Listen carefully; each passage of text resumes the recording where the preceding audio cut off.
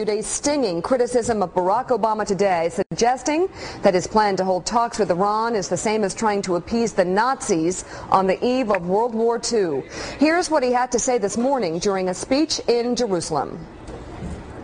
Some seem to believe that we should negotiate with the terrorists and radicals as if some ingenious argument will persuade them they have been wrong all along. We've heard this foolish delusion before. As Nazi tanks crossed into Poland in 1939, an American senator declared, "Lord, if I could only have talked to Hitler, all this might have been avoided."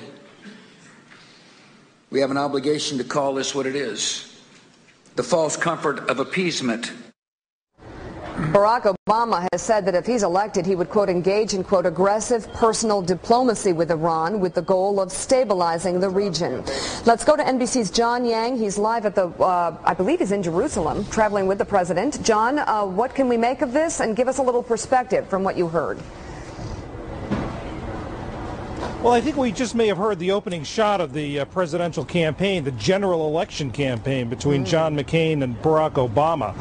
This is likely to be a line that the Republicans are going to follow, that Barack Obama is too inexperienced to be trusted to protect the United States on terrorism. Of course, highlighting John McCain's experience on that issue, his military experience and his experience on the international stage. And you also might remember that this is a line of attack or a line of criticism that Hillary Clinton tried to use early in the campaign, the Democratic primary campaign, after Mr. Obama made this suggestion. All along, President Bush has been saying he's not going to get drawn into the 2008 campaign. He didn't want to be the pundit in chief, but I think you can agree that he has jumped in with both feet today.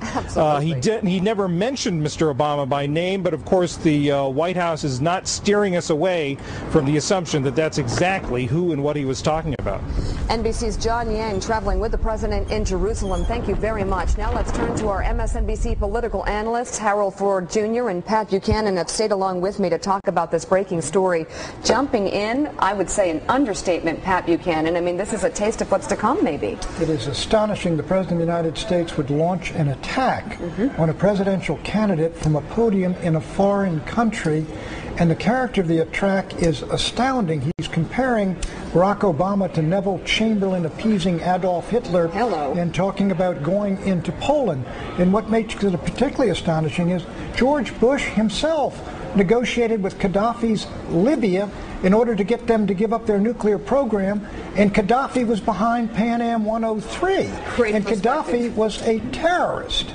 The other challenge, I'd agree with Pat 100%, the other challenge the president has, in addition to the two raids, is that it's reported this morning that President Bush's own Secretary of Defense, Bob Gates, has called for an engagement, some sort of talks to begin with the Iranians.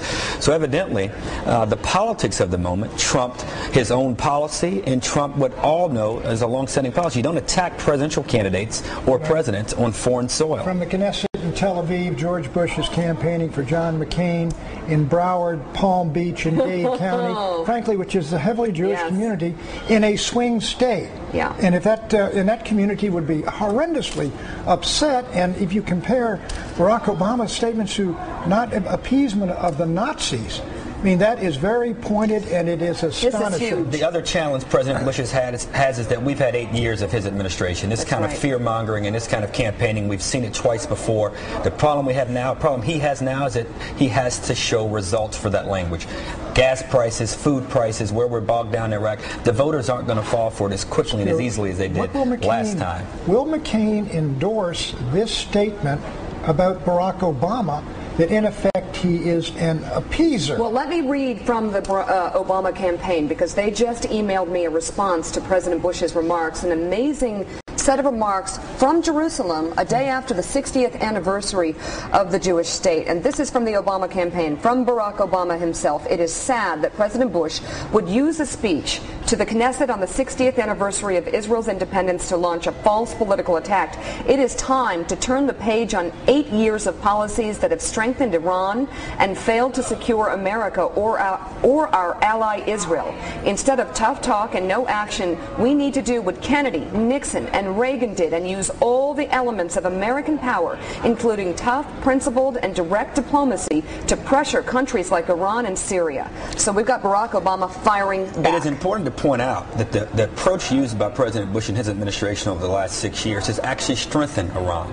So the question has to become, is a different approach needed? Right. And in fairness to Hillary Clinton, she didn't call or compare Barack Obama's talk about engaging the Iranians to Nazism by any stretch of the imagination. Unbelievable. That's something. Final words, Pat. Iran is an axis of evil country. He says a terrorist state sponsor of terror. So is North Korea.